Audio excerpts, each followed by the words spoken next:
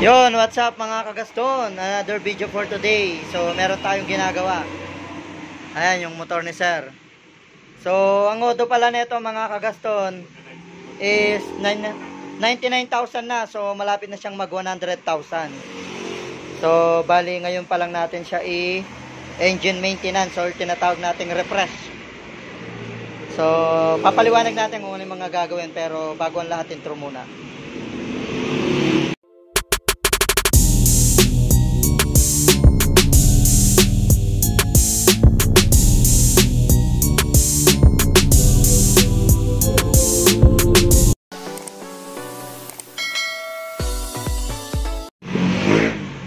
So ayun mga kagaston, ulitin ko lang, ang auto na ito is malapit ng mag 100,000.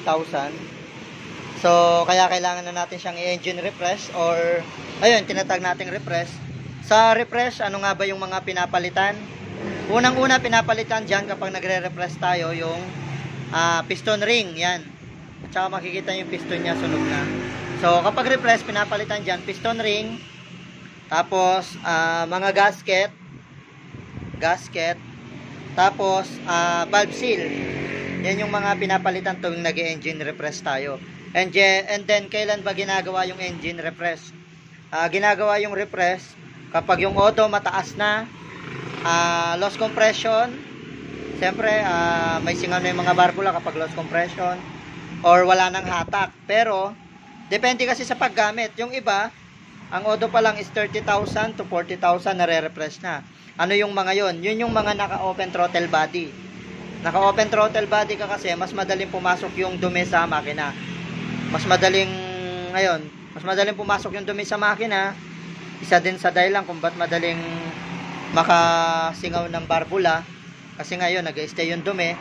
So yun, isa yun sa dahilan kaya yung iba, mas maaga na re-refresh. Or depende rin kasi sa paggamit, lalo na kung daily use or malalayo yung pinupuntahan.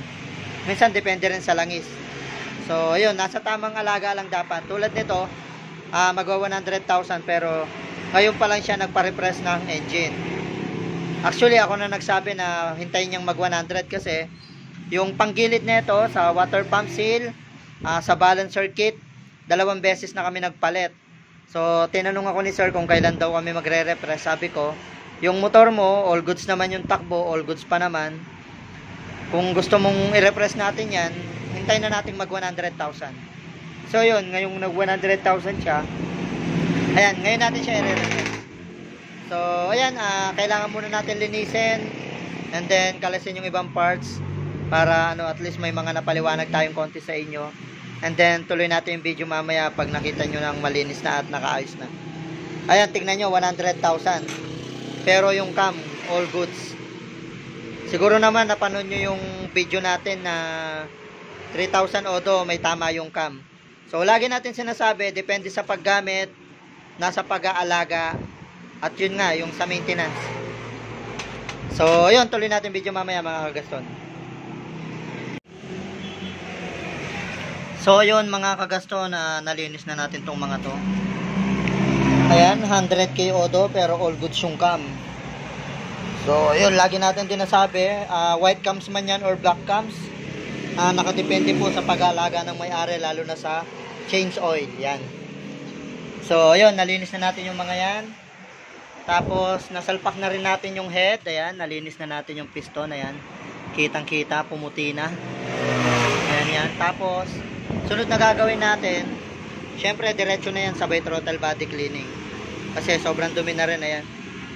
Hindi ko na matandaan kung kailan yung huling linis namin nito. Kasi si sir sa akin lang din nagpapa-maintenance lagi. 100k odo, mag 100k. 99,000 na siya mahigit. So almost 100k na. So tuloy ulit natin yung video mamaya pag nandyan na yung cylinder head kasi sa tagal na hindi nababaklas yung tornilyo sa exhaust pipe na putol. So ngayon, dahil pinamasin shop muna ni sir, diretso palit na rin kami ng high tensile bolts. So available yan dito sa ating shop. Tuloy natin mamaya yung video mga kagaston.